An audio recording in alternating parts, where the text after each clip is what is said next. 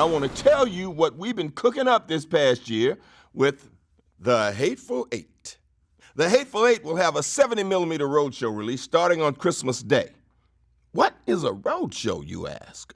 Well, back in the day, a night at the movies was a big event. People even got dressed up. They call this a roadshow.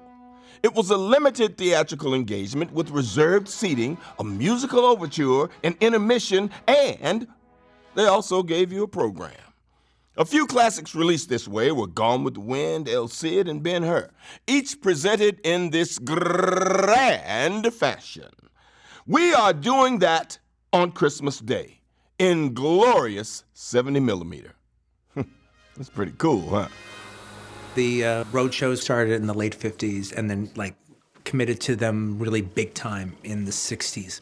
Some of them were like musicals, some of them were historical epics, other ones were like Ice Station Zebra, Battle of the Bulge, Sand Pebbles. Normally, there would be about 10 extra minutes added to the movie that you'd only get to see in the roadshow version. It's really the way to go. You know, I remember going to the Cinerama Dome and watching Lawrence of Arabia and having the intermission. You got up and had a moment to talk about what you had just seen.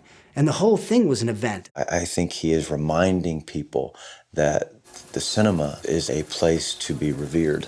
If I'm going to shoot in 65mm and release in 70, I'm not going to get 3,000 theaters to convert to 70, even if they wanted to, which they don't. It wouldn't be possible. However, we could do a roadshow version of such, where we go in 100 screens, filtered throughout America in this special roadshow version. Well, here's what makes 70mm so glorious. The movie is shot in 65mm, then projected in 70mm, with an image twice the size of what you're used to, which will make your enhanced viewing even doper. When you see the grain of 70, you see the color of 70, like the wide shot inside the barn and the close-ups of the faces. It's beautiful. We all knew we're going to tackle this. The format of 70mm lends itself to this Western landscape, the size of the frame, the width of the frame.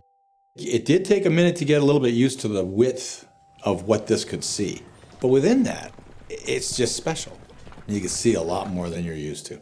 It's also very powerful to see something that big and how much detail you get. You just wouldn't think you'd be able to be in something like that again. By shooting it in 65mm, I'm guaranteeing to some degree or another, there will be 70mm film prints out there in the world screening for people who care. 24 frames a second flickering through the projector, creating the illusion of movement. Quinton and his esteemed director of photography, Bob Richardson, were determined to have The Hateful Eight be the 11th feature shot in Ultra Panavision. Ultra Panavision is the widest format there is. When film students come to Panavision and we lead them into the theater, and we're lucky enough to have a film print of the chariot race from Ben-Hur, which is 276:1, it is Ultra Panavision 70, these kids go nuts. They jump up and down. And I noticed another kid going nuts when we showed it, a guy named Quinton Tarrantino. We brought him into the theater and showed it to him. And I realized I had actually never seen Ben-Hur in its original 276 format. And it was truly, truly amazing. He said, that's it. You guys have to make this work. The minute I got into Panavision, I went around, and on the far side of the wall in the darkness were these oddly shaped lenses. And I walked up. What are these? Those are the Ultra Panavisions. These lenses hadn't been used since the movie Khartoum with Charlton Heston and Laurence Olivier. So Bob is asking about them, and they're telling him, and he's thinking, whoa, this could exactly be what Quinton would like. Quinton would love these. And so he was like, are they any good? Do they work? And they go, yeah, we think so. So immediately, Bob said, then I want these. And I took those lenses when we flew to our locations in Telluride. And the test came back, and now it's up to him to look at it and say, how do we feel about it? Because I wanted to show him inserts, close-up, wide shots, landscapes, faces.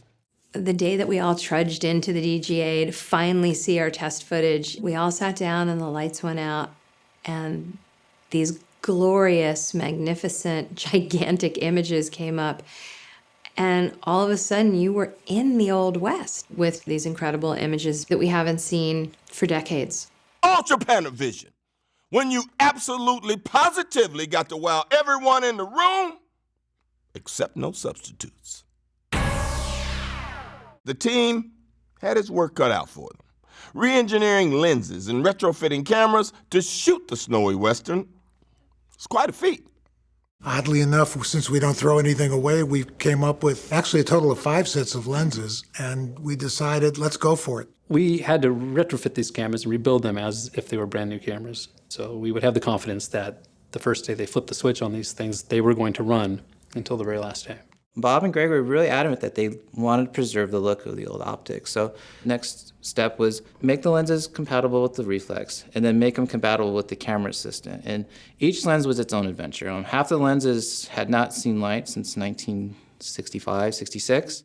The fact that you could refurbish them and then send them out for 5 months. Yeah. Into the mountains, into the cold stage, the freezing temperatures, and they held up. They're completely usable right now. They don't even need any work on them.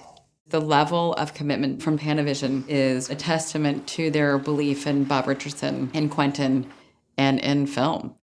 Panavision was 100% on board for what we were trying to do. And it was really lovely because they actually didn't just look at it as another movie. They looked at it as a legacy movie.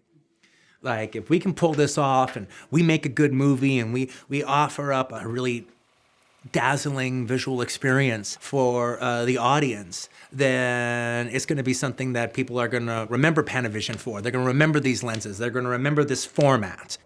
I think for the actors, it's like, oh, we're in a movie. We're not in a hard drive. We're in a movie. Christmas, Tarantino style. Join us on the road show. Put down the turkey legs and the eggnog, put on that new Christmas sweater, and get ready to enjoy the Hateful Eight in glorious 70mm.